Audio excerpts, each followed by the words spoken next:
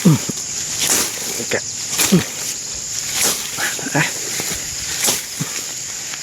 Lang nagawan lang ta.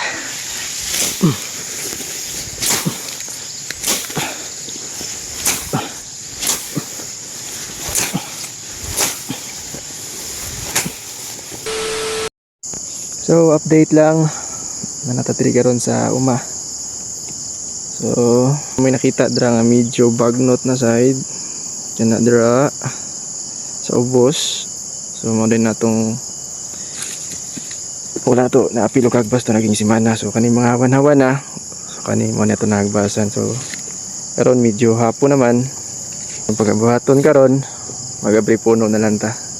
So padulta kamay para makita ninyo kung say kahimtang aning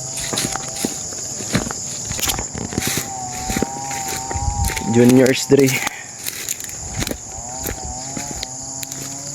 So advice lang din no, sa mga munahog og nani uma ay di magsuon ako kay wa ko dalang nagaraw for the safety ra pod kay naay mga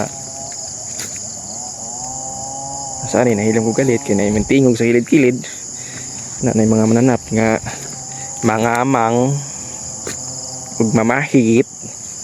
So dara kaya kaning tanuma. So ato na ning agbasan abri punuan lang natugoy kay di na makaya sa oras bay-bay pud baya napasobos. So clear na ta. So di na to daghan na ng saksat. Sugdan na nato. Op yan popcorn. Hapit pa ta na ano. Let's go.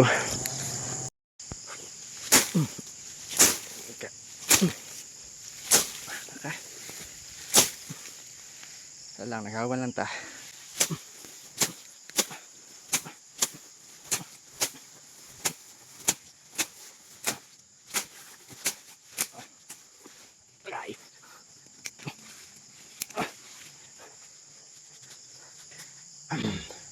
So that's it.